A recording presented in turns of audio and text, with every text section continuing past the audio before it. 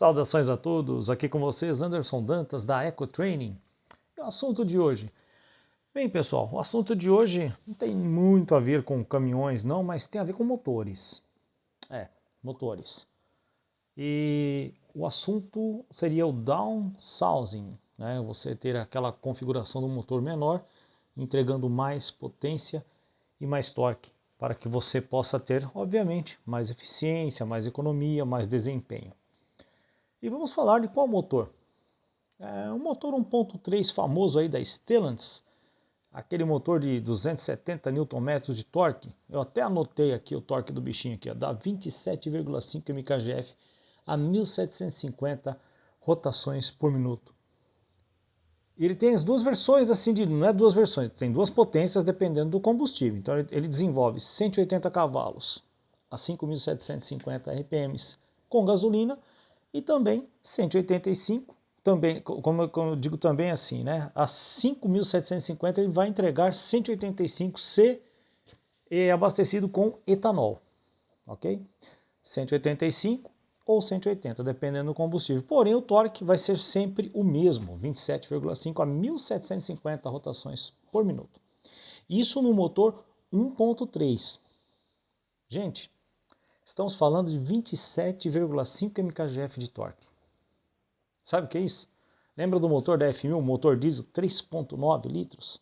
Tinha 27 mkgf a 1.600. Olha só, um motorzinho 1.3, entregando praticamente o mesmo torque de que um 3.9 a diesel.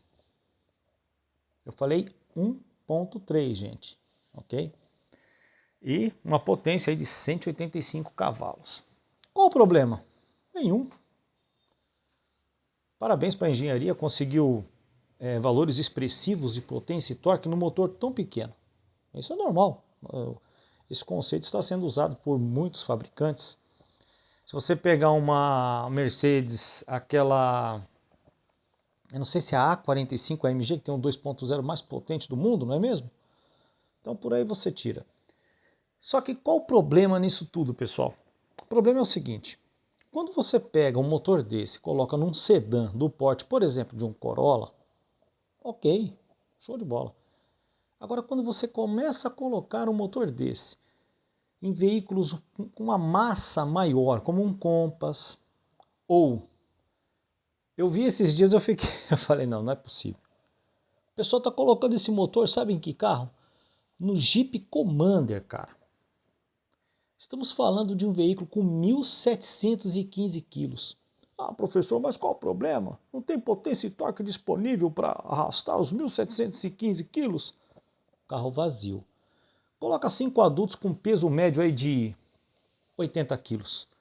Passam de 2 toneladas, não é mesmo? Vai passar de 2 toneladas aí o peso total aí para o motor 1.3 arrastar tudo aquilo, né, toda aquela massa, um motorzinho 1.3.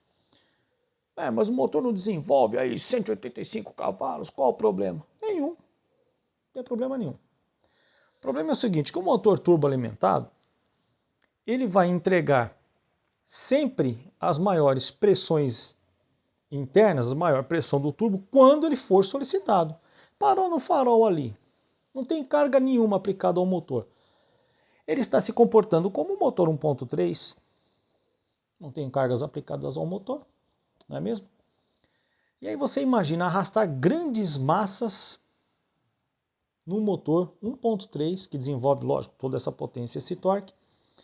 Só que, diferente de você arrastar, por exemplo, 1.200, 1.100 quilos num carro mais leve, onde você não vai ter aquela extrema solicitação das pressões do turbocompressor. Quando você tem pressões maiores do turbo, você tem maiores pressões internas do pistão e também as maiores pressões ali dos anéis nos cilindros.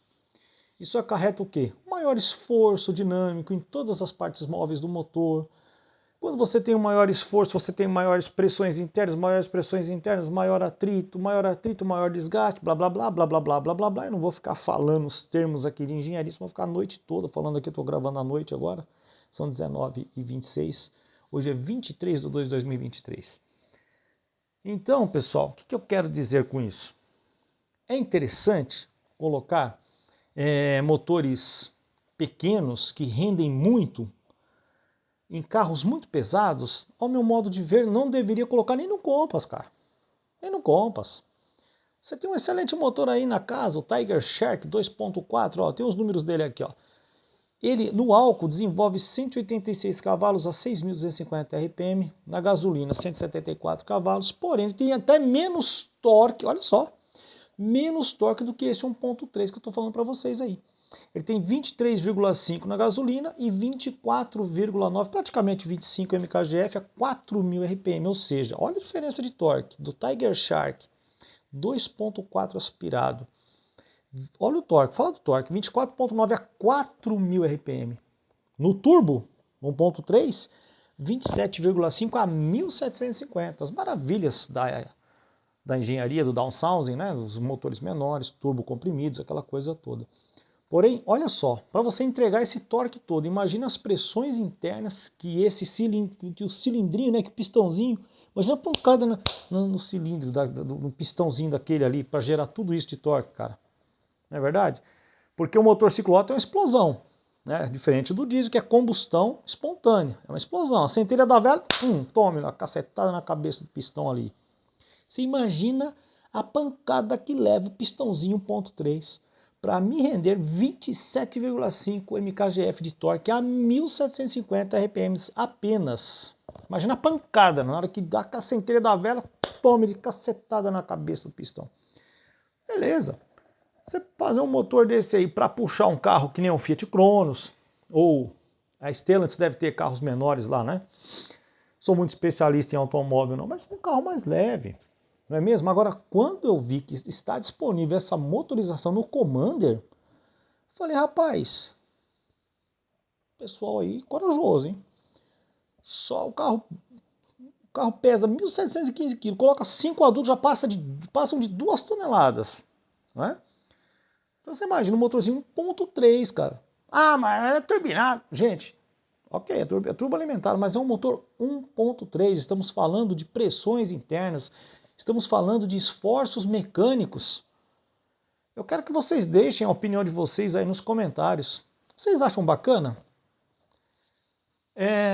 Existem relatos aí de quebras, assim, como é que eu vou falar para vocês? Quebras prematuras aí desses motores. Ainda é muito cedo para falar nisso, não é mesmo? Mas uma coisa eu posso afirmar para vocês, pelo pouco conhecimento de engenharia que eu tenho, eu não sei se esse motor aí vai ter uma vida tão longeva quanto um Tiger Shark 2.4, que pode até render menos. Vocês viram aqui os valores de torque que eu passei? Inclusive eu vou ver se eu deixo na descrição desse vídeo, para vocês, né, refrescar a memória ali.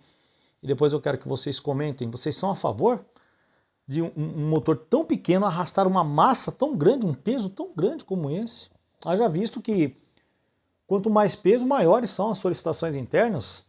Se são maiores as solicitações internas, maiores pressões ali de turbo, maior pressão do turbo, maior pressão ali no momento da combustão, vou ter uma combustão muito mais efetiva. O motor vai trabalhar muito mais nos limites das suas pressões internas. Então, que ponto que eu quero chegar? E a durabilidade disso tudo? Por que durabilidade? Porque o motor é feito de quê? De ligas metálicas, não é mesmo? As ligas metálicas são sujeitas a um efeito chamado fadiga. Né? Fadiga são tensões cíclicas elevadas dentro do regime elástico do metal. E essas tensões vêm de todos os lados, tração, compressão, torção, enfim. Tudo que o metal pode sofrer, tudo que aquelas partes móveis podem sofrer ao longo do funcionamento do motor. Agora você imagina a cacetada na cabeça de um pistão, de um motorzinho 1.3 para me gerar um torque ali de 27,5 mkgf a apenas 1.750 RPM. Você olha para os números, cara, que maravilha, cara. Se arrancar isso de um motor 1.3, às custas de quê? Então, deixe nos comentários. Minha especialidade não é carro pequeno, meu negócio é caminhão, ônibus, motores diesel, mas é um assunto cada vez mais presente. Estamos tendo motores também em caminhões. Já falamos sobre isso, teve até um comparativo aí que gerou muita polêmica do 1719 com 1519. Por isso que eu estou voltando ao assunto, só que agora dando um exemplo em carro pequeno. Eu vi o Commander com esse motor. Cara, eu falei, eu não posso, eu tenho que comentar sobre isso. Eu tenho que fazer um vídeo sobre esse assunto. Então eu não deixei passar barato, não. Tá bom, pessoal? É uma opinião minha, não sou contra, não estou criticando. A tecnologia está aí, mas é apenas uma opinião técnica. Veremos como daqui a algum tempo, quem pegar esses carros seminovos, como eles vão pegar? E aí, eles vão ter mais problemas de reparação? Haja visto que os motores de hoje em dia são praticamente motores descartáveis. Você pega um cabeçote desse motor moderno, não tem como dar passo, não tem como fazer mais nada, tem que trocar o cabeçote, porque ele já trabalha nos limites aí das suas medidas internas e tudo mais. Ok? Então é isso, esqueci de pedir, né? Pessoal, se inscreva no canal, deixa o like, o joinha, você tem DNA, tem diesel na alma. Gosta de caminhões, motores diesel, motores de todo tipo. Agora começamos a falar de motor ciclota, agora vai. Se inscreva no canal. Também temos treinamentos para quem quer se tornar um instrutor técnico operacional para caminhões e ônibus, multimarcas e multissegmentos. Vou deixar o link também na descrição desse vídeo. Muito obrigado, Senhor Jesus. Muito obrigado, meu Deus. Agradeço a todos vocês. Anderson Dantas da EcoTraining. Forte abraço a todos e até o próximo vídeo.